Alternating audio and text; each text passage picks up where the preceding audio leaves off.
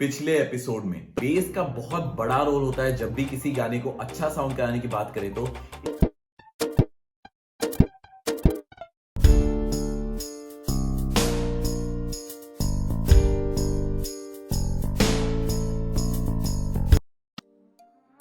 Weather beginner हो या professional हो, सबको एक अच्छे मेलोडी की इंपॉर्टेंस पता है। बीथोवन, मोजार्ट, पंडित रविशंकर, इन्होंने एक वर्ल्ड वाइड रिकॉग्निशन हासिल की है सिर्फ अमेजिंग मेलोडीज बनाने की एबिलिटी की वजह से। बट सवाल यह है कि क्या मेलोडीज इतनी ज्यादा इंपॉर्टेंट है जब हम एक बेस और ग्रूव डोमिनेंट गाने की बात करते हैं तो? और इसका जवाब है हाँ, क्योंकि ग्रूव और मेलोडी बेसिक फंडामेंटल्स है म्यूजिक के। नमस्ते दोस्तों, कैसे हैं आप लोग? मेरा नाम है शिवराज ड्रीम आर्ट रिकॉर्ड से और आज आप देख रहे हैं मेरा 4th episode from the mini series, जहां पे मैं एक गाना बना रहा हूं शुरुआत से आखिर तक FL स्टूडियो में। तो जब भी आप कोई गाना सुनते हैं तो ग्रूव जो होता है गाने का, वो आपको एक सेंस ऑफ टाइम बताता है कि कितनी जल्दी से या कितने धीमे से वो गाना चल रहा है, और मेलोडीज आपको उसका सुर बताती है, उसका ट्यून बताती है गाने का कि ओवरऑल ट्यून क्या है। तो जैसे बेस फ्रीक्वेंसीज बहुत जरूरी है किसी भी गाने को अच्छा साउंड कराने के लिए, उसी तरीके से मेलोडीज और मिड्स और हाइज भी बहुत जरूरी है किसी भी गाने को कंप्लीट और फुल साउंड कराने के लिए। इसके अलावा मैं आपको यह बताना चाहता हूं कि अगर आपने पिछले एपिसोड्स नहीं देखे इस मिनी सीरीज से, तो मैं चाहता हूं पहले जाके आप वो एपिसोड देखें ताकि आपको इस एपिसोड को फॉलो करने में आसानी हो। और बिना टाइम वेस्ट के चलिए हम चलते हैं हमारे एपिसोड की तरफ। लास्ट वीडियो पे हमने अपने बेस को प्रोग्राम किया था, ये वही सेशन है। और आज हम यहाँ पे मेलोडिक इंस्ट्रूमेंट्स प्रोग्राम करने वाले हैं, मेलोडिक जो एलिमेंट्स है गाने के उसको प्रोग्राम करने वाले हैं। और जो मेन मेलोडी है, जो मेन आइडिया है मेरे दिमाग में, वो है एक आर्पिजिएटर का, एक आर्प का। तो चलिए तुरंत एक आर्प लोड करते हैं, उसके बाद सोचते हैं कि किस तरीके से उसको फिगर आउट कर सकते हैं। तो सबसे पहले मैं यहाँ पे एक नया पैटर्न बनाऊंगा और इसको बोलूंगा मैं आर्प। और इस पे दोबारा मैं एक नया इंस्ट्रूमेंट लोड करूंगा जो है सिट्रस।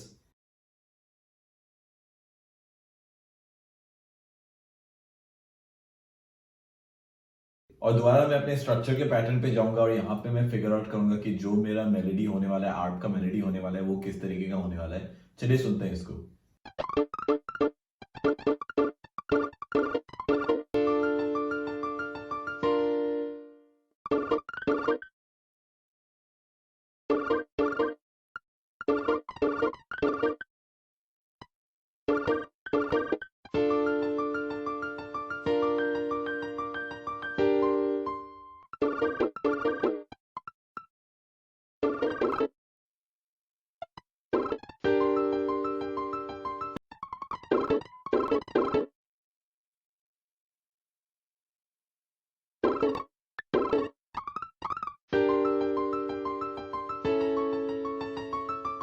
तो मैंने ये आर्प फिगर आउट कर दिया, जो मेरा आर्पिजिएटर का पैटर्न है, जो मेलोडी है, जो प्ले होने वाली है, उसको मैं अभी कट करने वाला हूं और मैं एक्चुअल जो मेरा सैंपल है वहां पे पेस्ट करने वाला हूं। तो इसके लिए मैं पूरे सेक्शन को सिलेक्ट करूंगा और यहां से कंट्रोल और एक्स करूंगा ताकि ये मेरा कट हो जाए यहां से।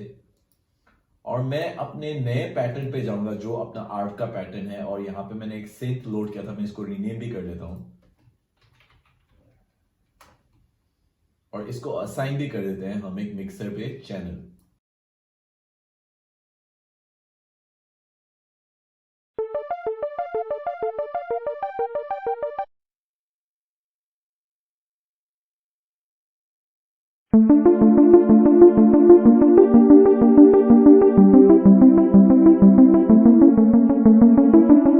अभी हमें ये पैटर्न पता है, लेकिन मुझे कोई दूसरा साउंड चाहिए क्योंकि ये मुझे ज्यादा अच्छा नहीं लग रहा है। तो मैं दोबारा इस आप पे जाऊंगा और यहाँ पे जाके इसके प्रीसेट्स को चेक।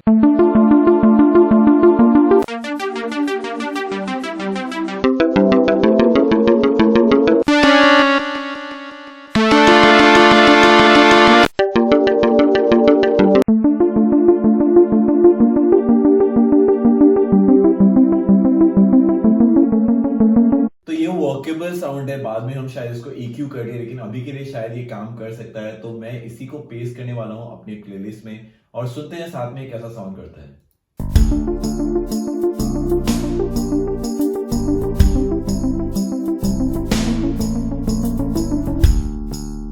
और फाइनल जो इस सेक्शन में वो है कि मैं इस इस लास्ट के जो हमारे 3 नोट्स हैं मैं इनको सस्टेन करना चाहता हूँ, क्योंकि कहीं पे अगर हमें सस्टेन करना पड़े पूरे सेक्शन को, लास्ट सेक्शन को, तो शायद मैं नहीं चाहूंगा कि ये नोट्स इतने जल्दी खत्म हो जाए।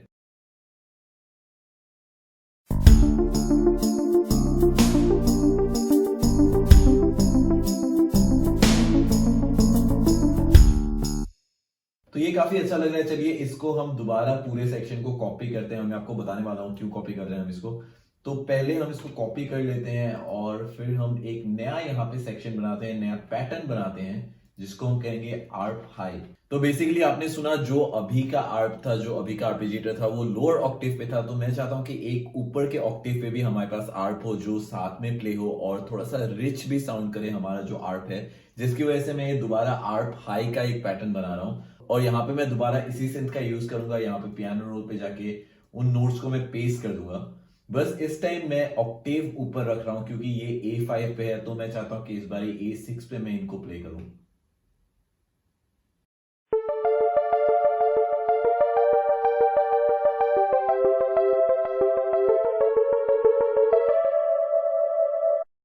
तो चलिए इनको ही पेस्ट करते हैं हमारे प्लेलिस्ट में।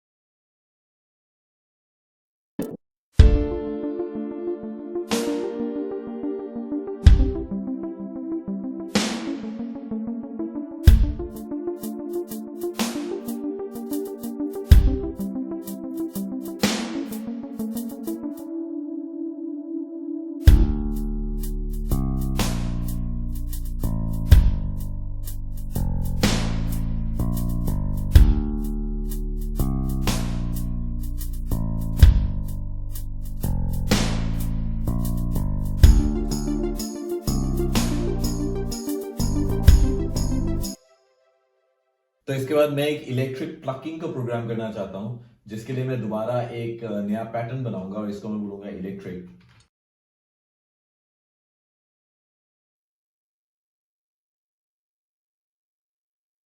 और सेम तरीके से मैं दोबारा अपने स्ट्रक्चर पे जाऊंगा, उस स्ट्रक्चर को कॉपी करूंगा। यहां पे इलेक्ट्रिक पे जाके मैं दोबारा एक अपना साइट्रस लोड करूंगा। यहां पे मैं प्रीसेट चूज करूंगा इलेक्ट्रिक गिटार का। हम इसको असाइन कर देते हैं 11th चैनल पे, मिक्सर के 11th चैनल पे हमने इसको असाइन कर दिया।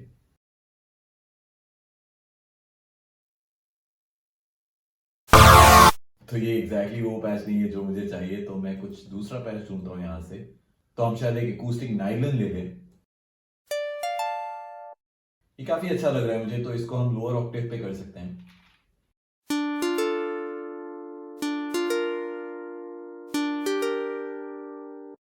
इसकी वेलोसिटी को थोड़ा सा चेंज करते हैं।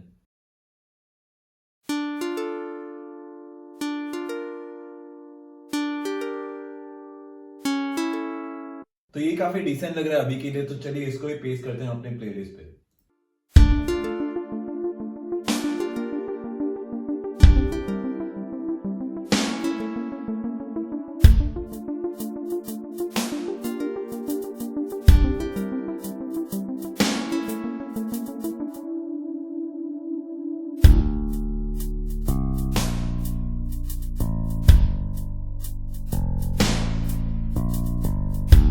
तो अभी जो मुझे लग रहा है वो है कि मुझे शायद प्लकिंग्स कम करनी चाहिए, क्योंकि मुझे थोड़ी सी ज्यादा लग रही है प्लकिंग्स यहाँ पे। तो हम इन नोट्स को हटा सकते हैं बीच में से और सिर्फ फर्स्ट और थर्ड कॉर्ड के प्लकिंग्स को रख सकते हैं इलेक्ट्रिक गिटार पे। तो चलिए अगर हम इनको ऐसा करते हैं तो कैसा साउंड करता है ये।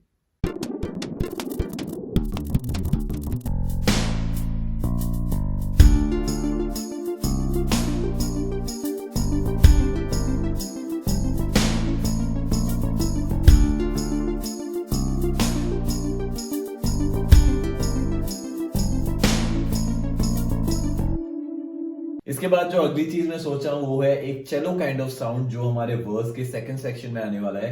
और मुझे सिर्फ बेसिक मेलोडी चाहिए, तो चलिए एक साउंड ढूंढते हैं जो सिमिलर है हमारे चेलो से। मैं दोबारा एक नया पैटर्न बनाऊंगा।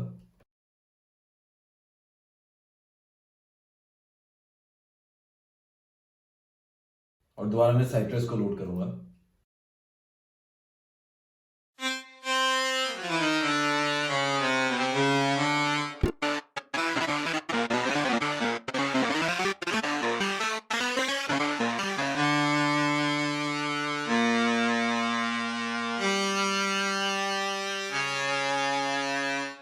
मैं इसकी वेलोसिटीज को भी थोड़ा सा चेंज करता हूं।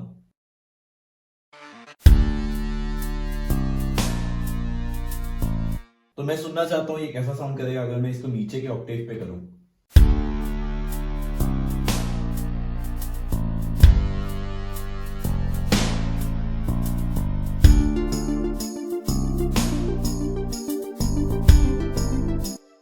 तो एक्चुअली मुझे ये ज्यादा पसंद आ रहा है, तो मैं इसको नीचे के ऑक्टेव पे रखने वाला हूं।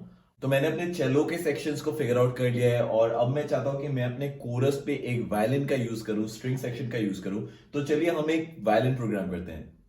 तो दोबारा मैं अपने स्ट्रक्चर पे जाऊंगा और मैं वहां पे फिगर आउट करूंगा अपने वायलिन के सेक्शंस को।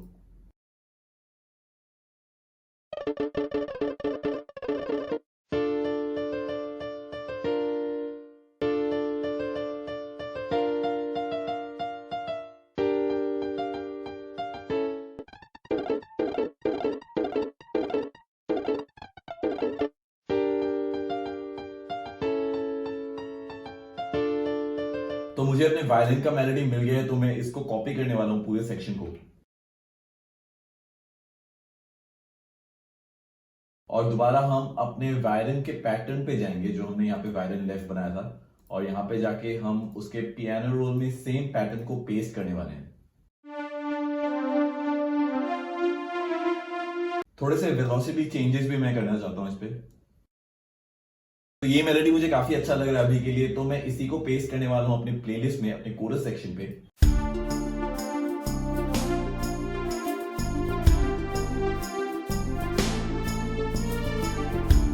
तो ये जब मैं पूरे ग्रूव के साथ सुन रहा हूँ, पूरे ट्रैक के साथ सुन रहा हूँ, तो मुझे थोड़े से ज्यादा लग रहे हैं इस पे नोट्स, तो मैं इनके नोट्स कम करने वाला हूँ थोड़े से।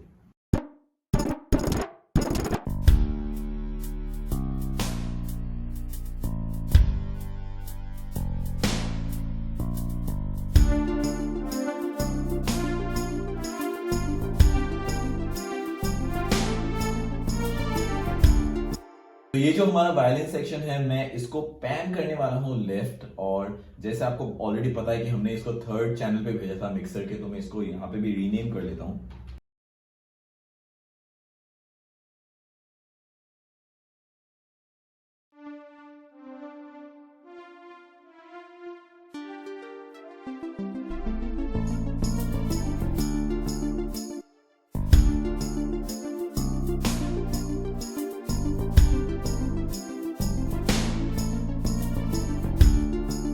तो मैंने यहाँ पे अभी जो किया है वो है कि मुझे लग रहा था कि जो अटैक है, जो वायलिन के अटैक के नोट्स है, क्योंकि मुझे ज्यादा स्टिकैटो नोट्स चाहिए यहाँ पे, तो ये थोड़े से लेगैटो टाइप फील आ रहा था कि थोड़े से नोट्स के अटैक स्लो थे।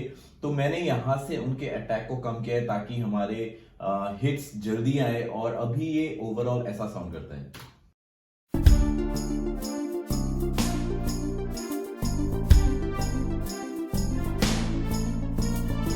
तो आप सुन सकते हैं काफी डिफरेंस है अटैक को चेंज करने की वजह से। अब मैं क्या करने वाला हूं कि क्योंकि मैंने इस वायलिन को लेफ्ट पैन किया है, तो मैं सेम सेक्शन कॉपी करने वाला हूं राइट पे, और एक मैं दूसरा वायलिन का पैच बनाने वाला हूं, जिसकी वजह से दोबारा हम एक नया पैटर्न बनाएंगे। तो हमारे वायलिन लेफ्ट का जो मेलोडी था, हम उसी को कॉपी करने वाले हैं, एग्जैक्टली सेम मेलोडी को, और इसको हम पेस्ट करेंगे वायलिन राइट पे। लेकिन डिफरेंस ये है कि मुझे अभी जो ये नोट्स है वायलिन राइट पे जो नोट्स प्ले होने वाले हैं, मुझे एग्जैक्टली सेम नोट्स नहीं चाहिए, मुझे हार्मनी नोट्स चाहिए, यानी कि मुझे 3 नोट्स ऊपर चाहिए मेरे रूट से, जो मेरा टॉनिक है, जो वहां से मुझे 3 नोट्स ऊपर चाहिए, जिसकी वजह से मैं इस पूरे सेक्शन को शिफ्ट करूंगा ऊपर 3 नोट्स। तो हमारा जो राइट वायलिन है वो कुछ इस तरीके का साउंड करता है।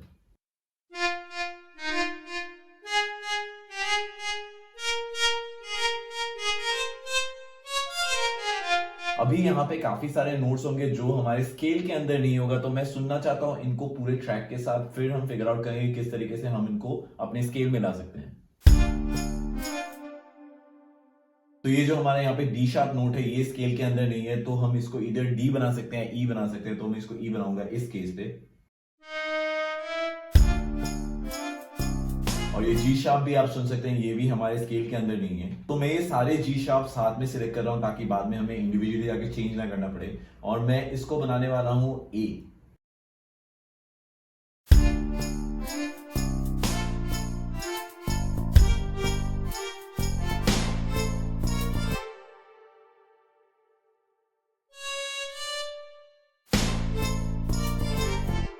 तो मैंने जो लास्ट के पोजीशन को चेंज किया, मुझे लग रहा है वो ज्यादा सूट कर रहा है, तो मैं इसको सेम वायलिन लेफ्ट पे भी करने वाला हूं।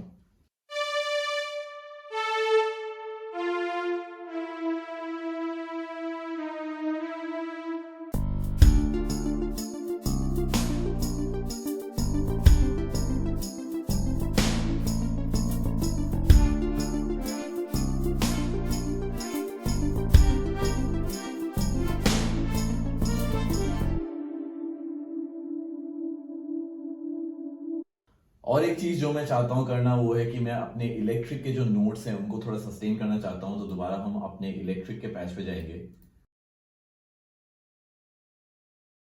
और यहाँ पे मैं चाहता हूं कि मैं बस अपने नोट्स को सस्टेन करूं, तो मैं इस पूरे नोट्स को सिलेक्ट करूंगा और यहां से थोड़ा सा सस्टेन करूंगा। तो ये काफी अभी टाइट लग रहा है, काफी अच्छा लग रहा है। और आगे चलते हैं, अभी एक सेक्शन हमारा रह गया। अगर आपको याद है तो सेकंड वर्स का जो पहले का सेक्शन था जहां पे हमने ड्रम्स प्रोग्राम नहीं किए थे, जहां पे हमने कोई एलिमेंट्स प्रोग्राम नहीं किए थे, मैं चाहता हूं वहां पे एक पियानो का पैच प्ले करूं। तो वो पियानो का पैच पहले डिसाइड करते हैं। तो दोबारा हम अपने स्ट्रक्चर को ही कॉपी करने वाले हैं।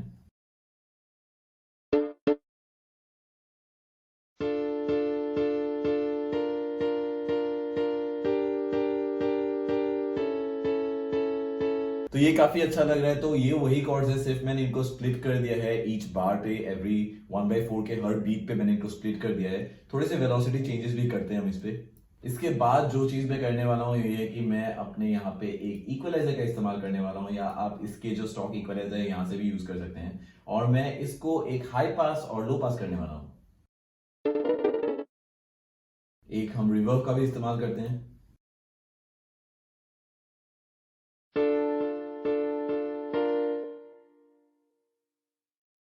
और मैं इसको पेस्ट करने वाला हूँ यहाँ पे अपने प्लेलिस्ट पे।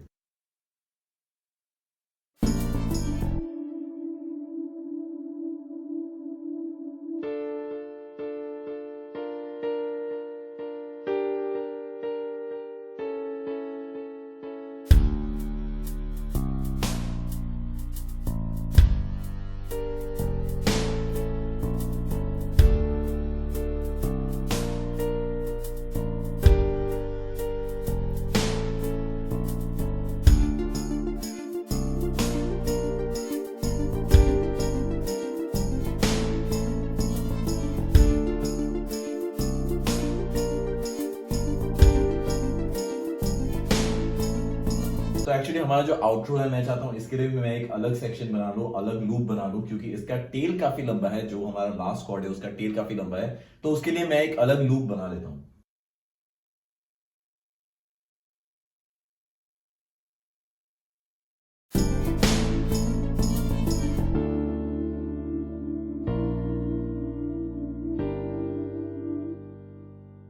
तो ये काफी अच्छा लग रहा है एंडिंग के लिए। और अभी जो अगली चीज हम प्रोग्राम करने वाले हैं वो है कुछ पैड्स और थोड़ी सी मूवमेंट, क्योंकि अभी बहुत ये स्ट्रक्चर्ड लग रहा है, बहुत ज्यादा रोबोटिक लग रहा है। तो थोड़ी सी हम एम्बियंस इसमें ऐड करेंगे, थोड़ा सा इसमें पैड्स ऐड करेंगे। तो चलिए हम पैड्स ऐड करते हैं इनमें।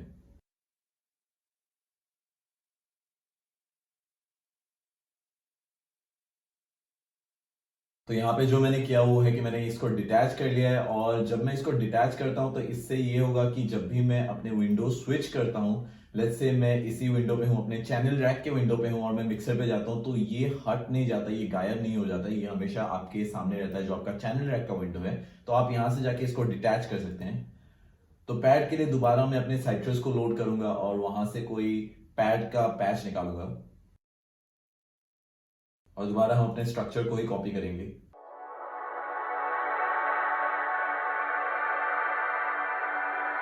तो कोरस के लिए काफी अच्छा लग रहा है मुझे ये पैड, और हम इसको पेस्ट करते हैं हमारे कोरस पे।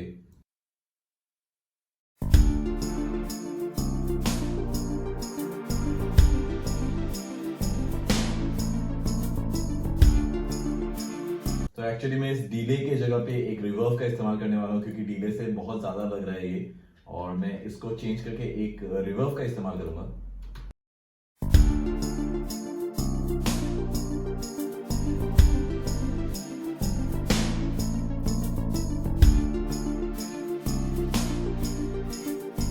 तो ये हमारे कोरस के पैड के लिए है। मैं चाहता हूं हम एक पैड रन करें थ्रू आउट हमारे वर्सेस पे भी, तो उसके लिए एक दूसरा पैड हम दोबारा प्रोग्राम करते हैं।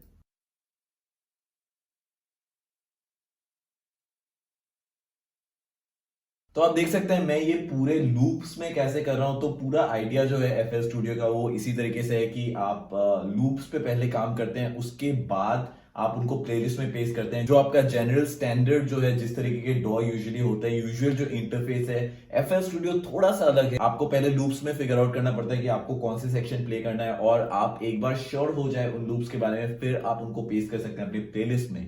तो चलिए हम अपने सेकेंड पैड का लूप बनाते हैं।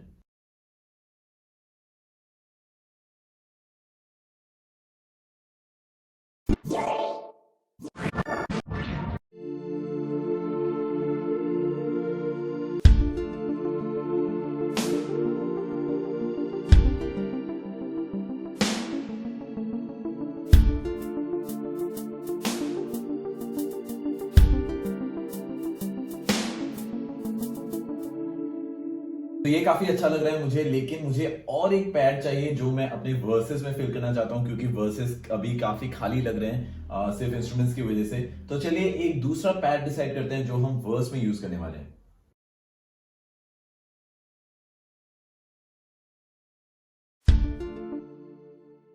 तो इनको मैं चाहता हूं एक ऑक्टेव नीचे करूं।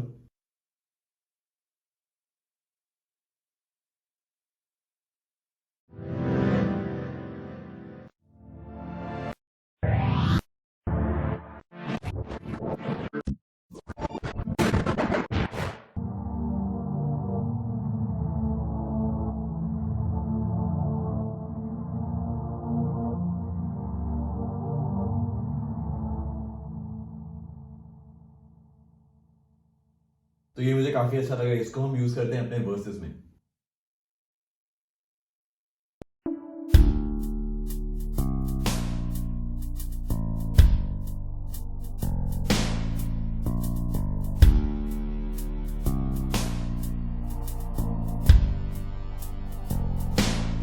और जो आखिरी चीज मैं यहाँ पे ऐड करना चाहता हूँ वो है एक दूसरा पियानो, जहां पे सिर्फ मैं बेस नोट्स का इस्तेमाल करूंगा और रूट नोट्स का इस्तेमाल करूंगा।